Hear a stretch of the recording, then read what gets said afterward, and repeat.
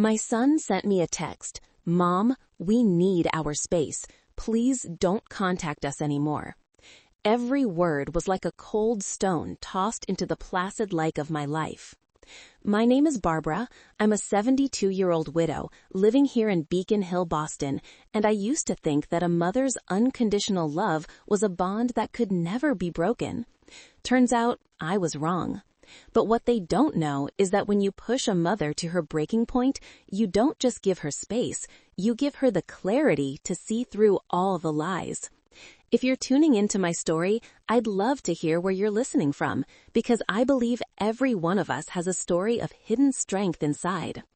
It all started with a silence. Not the peaceful quiet of a luxury apartment in Beacon Hill on an autumn morning when the fog still hangs over the Charles River. This was a deliberate silence, an invisible wall built by the very son I'd spent my life adoring. 2 weeks ago, I got that text message, the cold words glowing on my phone screen like an indictment of a mother's love. Mom, we need our space. Please don't contact us anymore. Space. I gave him the world, and now he needed space. I complied. At 72, you learn that sometimes silence is the only answer, even if it rips your heart out. So I didn't call, I didn't text. I just sat here, in the apartment my husband, Arthur, and I shared for 40 years, and watched life go by outside my window. But the pain didn't go by. It settled, like the dregs at the bottom of a teacup, bitter and impossible to ignore. I provided them with everything. That's not an exaggeration. When Arthur passed away 5 years ago, he left me financially comfortable in a way most people can only dream of. His legacy, I thought, was also our son's. I was wrong. I had turned a legacy of love into a crutch for laziness. I paid the mortgage on their large house in Wellesley, a place Kevin's salary as a sales manager could never touch. I paid for their 2 luxury cars, the yearly tuition at a prestigious private school for my 2 grandchildren, Charlotte and Leo. I funded ski vacations in Aspen, summer trips to Europe. I even quietly paid off Jennifer's massive credit card debts from her shopping sprees on Newberry Street, where a handbag costs more than an ordinary person's monthly pension. I did all of that, and what did I get in return? Distance. It didn't happen overnight. It was like a slow, creeping frost. First, the Sunday calls became less frequent. Then, the family dinners grew tense, where I felt like an unwelcome guest, listening to them discuss the kitchen renovation I was paying for or the school I was funding. Jennifer would be scrolling through her phone, and Kevin always seemed preoccupied. My grandchildren, the children I adored, started giving me rehearsed answers. Affection had been replaced by obligation. And then, finally, that text, the final cut. But today was different. Today was my 72nd birthday. No matter what your head tells you, a mother's heart stubbornly holds on to a sliver of hope. Maybe a birthday would be an exception. Maybe family tradition would be stronger than that wall of silence. So I decided to push the sadness aside. I went into the kitchen, a room that still holds the ghost of happy family meals. I put on Arthur's old faded apron. He was a brilliant architect, but he was also a wonderful baker. And today, I was going to make his lemon coconut cake, his family recipe, our celebration cake. I zested the lemons, the clean, bright scent filling the air, bringing back memories of Arthur's hands deftly kneading dough. I creamed the butter and sugar until they were fluffy as a cloud. Every step was a ritual, an attempt to summon the ghost of a happier past. When the cake came out of the oven, golden and perfect, I felt a small joy, a fragile victory over the loneliness. I placed it on my best china platter and carefully took a picture. The afternoon light streamed through the window, making the cake look like a tiny sun. I sent the photo to Kevin with a simple message, one I had rewritten over and over so it wouldn't sound too desperate or too accusatory. In the end, I just wrote, "Hi kids, I made a cake for my birthday this afternoon. Hope to see you all." Then I waited. I set the tea table with my finest china. I arranged a vase of fresh peonies. The apartment was ready for a little party, but the guests were nowhere to be seen. The grandfather clock in the living room, an anniversary gift from Arthur, ticked steadily, each tick a hammer blow against the silence. I looked out the window, watching the people hurrying along Charles Street, wondering if any of them were also waiting for a call that would never come. The afternoon faded. The golden sunlight gave way to the glow of street lamps. The birthday cake sat untouched on the table. My phone remained silent. Every time it buzzed with a junk email notification, my heart leaped. I didn't realize I'd been holding my breath until I let it out in a long, shaky sigh. I barely slept that night. The silence in the apartment was no longer peaceful. It was heavy, mocking, full of unspoken words and broken promises. 3 days passed. 3 days that felt like 3 centuries. The cake began to dry around the edges. The coconut frosting lost its sheen. My hope, just like the cake, grew stale and worn.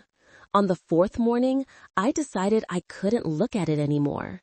It wasn't a symbol of hope. It was a monument to my foolishness. I took the platter, walked to the trash can, and with one decisive movement, scraped the cake inside. The sound it made hitting the bottom of the bin was final and dry. As the lid closed, I felt something inside me shut down for good. I was drying my hands when my phone buzzed. This time, it was a text. My heart, that stubborn traitor, still skipped a beat. Maybe an apology. Maybe he realized. I opened the message. The words appeared, white on black. "Happy belated birthday, Mom. You should have reminded me." I read those words over and over. They were like little daggers to the heart.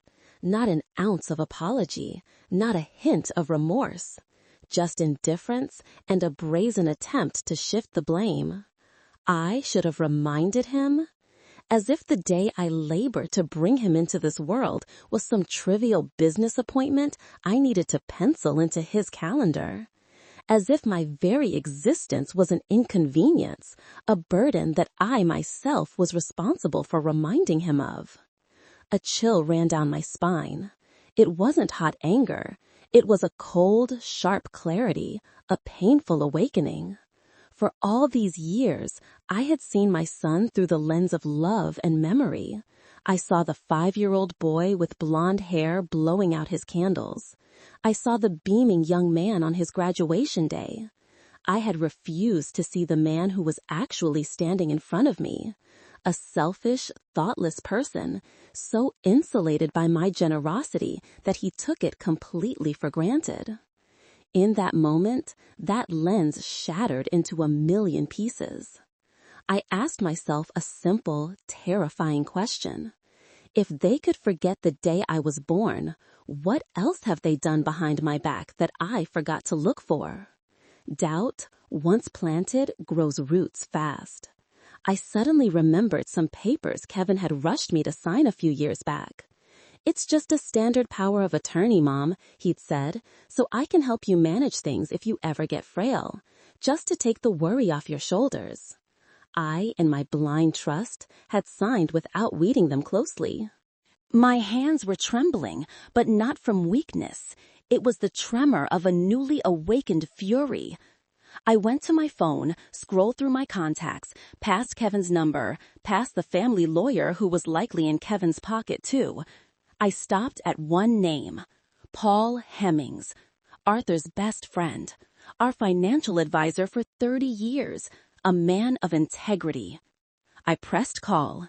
He answered on the second ring. "Barbara, what's wrong? You don't sound like yourself." I took a deep breath, keeping my voice as steady as I could. "Paul," I said, and the voice that came out of my own throat sounded foreign, hard, and determined. "I need you to do something for me. I want you to run a full review, everything, the entire estate, every transaction for the past 5 years. And specifically," I enunciated each word, "I want you to look at the power of attorney papers I signed for Kevin. I want to know exactly what I gave him the power to do." There was a pause on the other end of the line. Paul knew Arthur, and he knew me. He could hear more than just worry in my voice. He heard the sound of a door slamming shut. "I'm on it, Barbara," he said, his tone all business. "I'll start right now." That call with Paul was like lighting the fuse on a time bomb. I didn't know when it would go off or how big the explosion would be, but I knew that after the smoke cleared, my life would never be the same. The next few days passed in a strange state of tension. On the outside, I kept to my routines: walks in the Boston Public Garden, tea with my widow friends, reading by the window. But on the inside, I was a soldier waiting for battle. I was no longer last week's Barbara, the heartbroken mother pining for her son. I had become an investigator in my own life. Paul called back 4 days later. His voice on the phone lacked its usual warmth. It was dry and professional, the voice of a man delivering bad news. "Barbara, are you sitting down?" he asked. "I'm fine, Paul. What did you find?" "Those power of attorney papers," he hesitated. "They weren't standard at all. You gave Kevin sweeping authority, including the power to dispose of real estate. It was essentially a blank check." My heart felt like it stopped. "What do you mean, Paul?" "I checked the public records," he continued, and I could hear papers shuffling on his end. "Barbara, Kevin took out a mortgage on the family's Cape Cod house." A deep silence fell. The Cape Cod house. That wasn't just a piece of property. It was a sanctuary. It was where Arthur proposed to me. It was where Kevin took his first steps on the sand. It was where we'd spent every summer for 30 years, building sandcastles, having barbecues, and watching for shooting stars. Arthur had designed every inch of it himself, from the big picture window overlooking the ocean to the stone fireplace he'd hand-picked the rocks for. It was the physical embodiment of the best parts of our lives. "What did he do?" I asked again, my voice barely a whisper. "He used the house as collateral for a $1.5 million business loan," Paul explained, his voice thick with disgust. "He poured the money into some tech startup in Cambridge. And Barbara, the company filed for bankruptcy 6 months ago. The loan comes due at the end of next month. If he defaults, the bank will seize the house." Now I understood. I understood everything. The text message demanding space, the dead silence, the avoidance. My son wasn't hiding from me. He was hiding from the consequences of his own monumental foolishness and betrayal. He had gambled his father's legacy, our family's memories, and he had lost. The initial shock quickly gave way to a cold, sharp anger, like a shard of ice. There were no more tears, no more heartbreak, only action. "Paul, I want you to freeze everything," I commanded, my voice so firm it surprised even me. "Immediately, freeze Kevin's access to the family trust. I want every payment, every single penny going to his and Jennifer's accounts stopped. Now." "Understood, Barbara. Are you sure?" "I've never been more sure of anything in my life," I said, and hung up. The blowback came faster than I expected. Just 2 days later, my doorbell rang insistently at 8 o'clock at night. I looked through the peephole. It was Kevin and Jennifer. They didn't look like they were here to apologize. They looked like cornered animals, their eyes wide with panic and fury. I took a deep breath, put on a mask of calm like a suit of armor, and opened the door. Kevin stormed past me without a word of greeting. "What the hell are you doing, Mom?" he roared, his face flushed.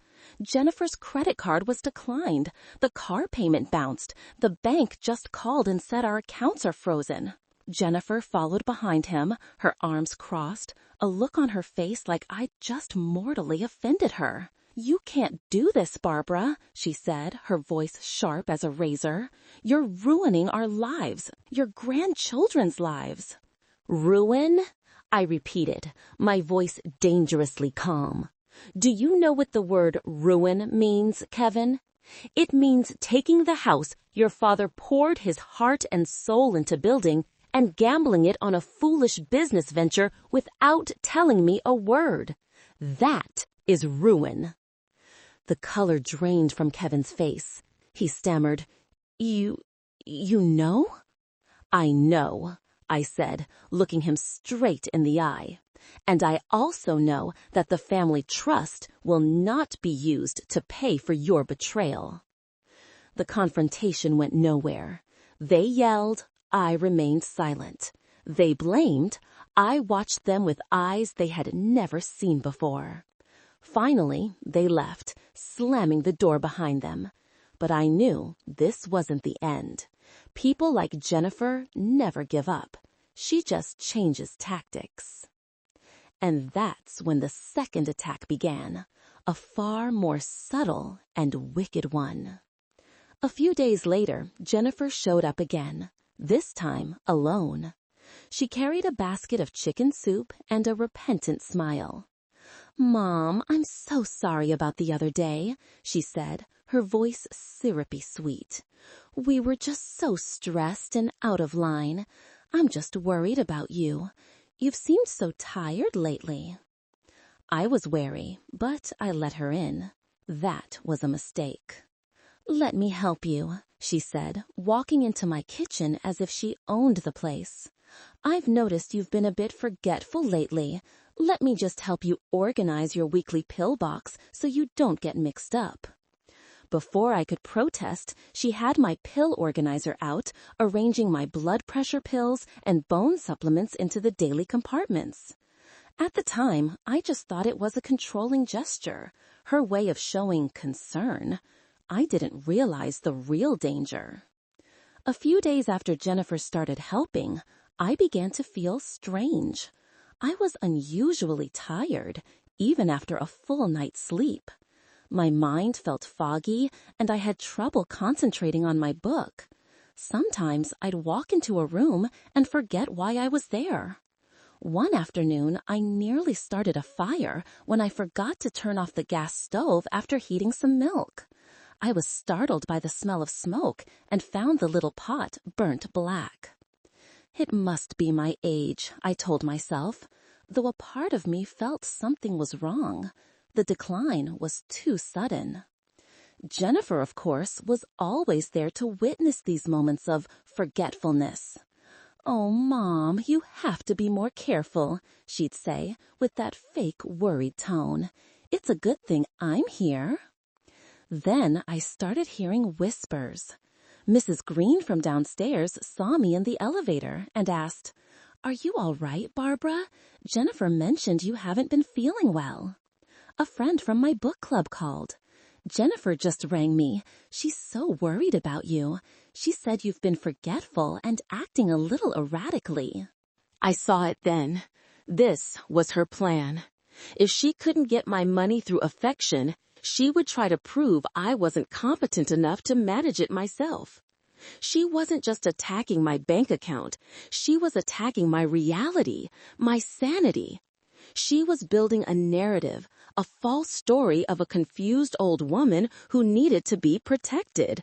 And the protectors, of course, would be her loving son and daughter-in-law. The very next day, I began to move in secret. First, I pretended to trust Jennifer completely. My mind has been so foggy lately, I told her. Thank goodness I have you to help with my pills. I saw the flicker of triumph in her eyes. Next, I went to a security store and bought a tiny camera, disguised as a digital alarm clock. I placed it on my bedside table, where it had a perfect view of where Jennifer sat to organize my medicine each week. Then, I bought a small notebook. I started documenting everything. The dates and times Jennifer visited, the pills she gave me, how I felt after taking them, every suspicious word and action. That notebook became my secret weapon. And finally, I did the most important thing. I did some research and made an appointment with a top internist at Massachusetts General Hospital. When I saw him, I was direct. "Doctor," I said, "I suspect I am being medicated without my consent. I want a full physical, and most importantly, I want a toxicology screen." The doctor looked at me, a well-dressed, articulate 72-year-old woman. He might have thought I was paranoid, but something in my eyes must have convinced him. "Very well, ma'am," he said. I walked out of that hospital feeling a strange sense of calm. The board was set. The net was cast. Now, all I had to do was wait. Wait for the enemy to walk right into a trap they didn't even know existed. For the next 2 weeks, I lived like an actress in my own tragedy. I played the part of a deteriorating old woman to perfection. I accidentally left my wallet behind when I went out with Jennifer. I sighed and complained about my constant fatigue. Every action was a piece of the puzzle, reinforcing the false picture Jennifer was so carefully painting. She thought she was winning. She didn't know she was just following my script. The test results from the hospital arrived in a sealed envelope. My hand shook slightly as I opened it, not with fear of what I'd find, but with fear of confirming the depths of my daughter-in-law's cruelty. It was just as I suspected. My blood showed traces of lorazepam, a powerful sedative often prescribed for anxiety or insomnia. It was a low dose, not enough to cause immediate harm, but certainly enough to cause fatigue, confusion, and memory loss with regular use. I had never been prescribed that drug in my life. At the same time, the hidden camera captured the irrefutable proof. The footage from the previous Tuesday was crystal clear. Jennifer, sitting by my bed, my pillbox open. She glances at the door, then quickly takes a small white pill from an unlabeled vial in her purse and swaps it for one of my vitamin tablets. Her face is expressionless. It's the calm of someone accustomed to deceit. I had everything I needed. Now I just had to wait for them to make their final move. They didn't make me wait long. On Friday morning, Kevin called. His voice was no longer angry, but sickeningly solicitous. "Mom, Jennifer and I are so worried about you," he began. "We've spoken to the family lawyer. He agrees we should all have a meeting to figure out the best way forward for your health and your finances. This afternoon at his office, okay?" The best way forward? I knew exactly what that way was. A conservatorship. A complete removal of my autonomy. "Of course, son," I said, my voice deliberately weak and a little vague. "If you think it's necessary." I arrived at the lawyer's office alone. I intentionally wore a slightly frumpy outfit, no makeup, and walked a bit more slowly than usual. I wanted to look exactly like the character they had created, a frail, confused, and easily subdued old woman. Kevin and Jennifer were already there, along with their lawyer, a man with a slick smile named Peterson. They stood up to greet me, their faces masks of concern. "Sit down, Mom," Kevin said, taking my arm as if I might fall. The meeting began. Peterson, the family lawyer, spoke in a patronizing monotone. He talked about a child's duty, about recent erratic financial decisions, referring to me freezing the trust, and about a worrying cognitive decline that Kevin and Jennifer have been heartbroken to witness. "So, Barbara," he concluded, "we are here today to propose a solution.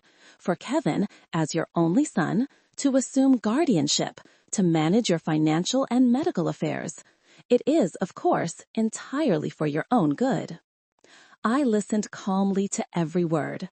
When he finished, the room was silent. 3 pairs of eyes were fixed on me, expecting tired acceptance or maybe a weak protest. I looked at Kevin. I looked at Jennifer. Then I turned to Peterson. I cleared my throat, and when I spoke, my voice was no longer trembling or vague. It was clear, steady, and cold as steel. "That was a very moving speech, Mr. Peterson. but it's missing a few key details. The sudden change in my demeanor stunned all three of them into silence.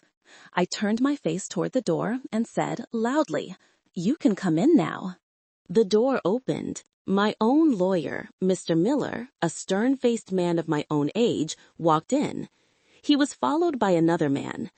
"This," I introduced, "is Dr. Evans, Chief of Geriatrics at Massachusetts General Hospital." The color drained from Jennifer's face. A flash of pure panic crossed her eyes. Mr. Miller placed a leather briefcase on the table and opened it. "Before we discuss my client's competency," he said, his voice booming in the quiet room, "I think we should review the results of her full medical evaluation conducted last week." Dr. Evans stepped forward, holding a file. "I can confirm that after a series of cognitive, neurological, and physical tests," he declared, "Mrs. Barbara is perfectly lucid and competent to make all of her own decisions. In fact, her results are well above average for her age." He paused, looking directly at Jennifer. "We did, however, find one anomaly. The toxicology report showed the presence of lorazepam in Mrs. Barbara's system, a sedative for which she has never had a prescription." The air in the room grew thick. "And as for the source of that drug," Mr. Miller continued, pulling out a tablet, "perhaps this video will shed some light on the matter." He pressed play. On the screen, the image from my alarm clock camera appeared, sharp and clear. The room watched in silence as Jennifer, with a cold expression, surreptitiously swapped the pills. Kevin's jaw dropped, and he turned to his wife with a look of utter disbelief.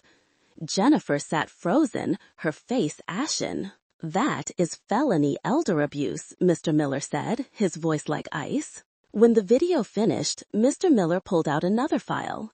"And now, let's discuss the real reason for this meeting," he said, placing the mortgage documents for the Cape Cod house on the table. "It has nothing to do with Mrs. Barbara's health. It has to do with her son, Kevin, deceiving his mother into signing a power of attorney, then mortgaging his father's legacy for a $1.5 million loan, a loan he is now unable to repay." The silence in the room was now absolute. But then it shattered. Jennifer's shock quickly morphed into desperate rage. She shot to her feet, her chair clattering backward. "So what?" she practically screamed, pointing a finger at me, her eyes wild. "Do you know who pushed us to this? You did. This is all your fault." Kevin looked up, his face tear-streaked, but now twisted with resentment. "She's right. We tried to talk to you, but you're so stubborn. You froze the accounts, cut the cards. Did you want us to be homeless? You started this. You have to take responsibility." They had started to fight back. The frantic words of cornered people, grasping at any justification. Jennifer chimed in, her voice shrill. "Why did we have to do it? Because you don't listen. You only care about yourself and your crazy decisions. We were just trying to protect the family assets from your own impulses." I looked at them, not with anger, but with a cold pity. I let them exhaust themselves. When their venomous words finally ran out, I spoke. My voice wasn't loud, but it cut through the chaos like a blade. "Have I not given you enough?" The simple question hung in the air. The house in Wellesley you live in, who paid the down payment? The German cars you drive, who makes the monthly payments? The private school for Charlotte and Leo? The Caribbean vacations you post all over social media? Who paid for all of it? I took a step closer, my gaze sweeping over them both. I gave you a life you could never have built for yourselves. And in return, a belated birthday text with a side of blame? Silence when I needed you most? A wicked plot to have me declared insane and steal everything? I paused, looked them deep in the eyes, and spoke the final truth. The one that had always been there, but I'd refused to see. The truth is, you don't care if I'm stubborn or not. You never really cared about me. You only cared about my assets. I was just a walking ATM, and when the machine malfunctioned, you decided to break it open to get the rest of the cash. That hit its mark. All the fights, all the angry words just evaporated. They fell silent because it was the raw, undeniable truth. They couldn't look at me. They looked at the floor, at the wall, anywhere but at the eyes of the mother they had betrayed. I stood up straight. The pretense of frailty was gone. In its place stood a woman who had reclaimed her power. And now, I said, my voice devoid of emotion, you have two choices. I signaled to Mr. Miller. He placed a thick stack of documents on the table. Option 1. You sign this legal agreement. It states that you permanently relinquish all rights of inheritance and any financial claim to my estate, and you agree to have no further contact with me ever. In exchange, I looked at Jennifer, I will not press charges for assault. I paused, letting the weight of that sink in. Option 2. You refuse to sign, and we will see you in criminal court with this video as irrefutable evidence. And you, I said to Kevin, will face charges of felony financial fraud against the elderly. You can decide how you'll enjoy your lives behind bars. That hit its mark. All the fights, all the angry words just evaporated. They fell silent because it was the raw, undeniable truth. They couldn't look at me. They looked at the floor, at the wall, anywhere but at the eyes of the mother they had betrayed. I stood up straight. The pretense of frailty was gone. In its place stood a woman who had reclaimed her power. And now, I said, my voice devoid of emotion, you have two choices. I signaled to Mr. Miller. He placed a thick stack of documents on the table. Option 1. You sign this legal agreement. It states that you permanently relinquish all rights of inheritance and any financial claim to my estate, and you agree to have no further contact with me ever. In exchange, I looked at Jennifer, I will not press charges for assault. I paused, letting the weight of that sink in. Option 2. You refuse to sign, and we will see you in criminal court with this video as irrefutable evidence. And you, I said to Kevin, will face charges of felony financial fraud against the elderly. You can decide how you'll enjoy your lives behind bars. A heavy silence. The silence of absolute defeat. There was no way out. Kevin, trembling, was the first to break. He stumbled to the table, took the pen Mr. Miller offered, and signed his name without reading a word. His signature was a jagged scar on the page. Jennifer stood motionless. For a second, I saw defiance flicker in her eyes, a last spark of stubbornness. But then her gaze fell on Mr. Miller's resolute face, on Dr. Evans, and finally on the video still paused on the tablet screen. Her future was right there. A jail cell, a prison uniform, public shame. Her defiance crumbled. She strode forward, snatched the pen from Kevin, and signed her name with a sharp, angry stroke. They signed. They chose the space they wanted. I turned my back, without another word. I walked out of that office with Mr. Miller and Dr. Evans, leaving the wreckage of a family behind me. As the door closed, I didn't feel triumphant. I didn't feel victorious. All I felt was a profound sense of relief. The war was over. I hadn't been seeking revenge. I was only seeking the truth. And in that truth, for the first time in a very long time, I found my own peace, my own freedom. The road ahead might be lonely, but at least it would be my own.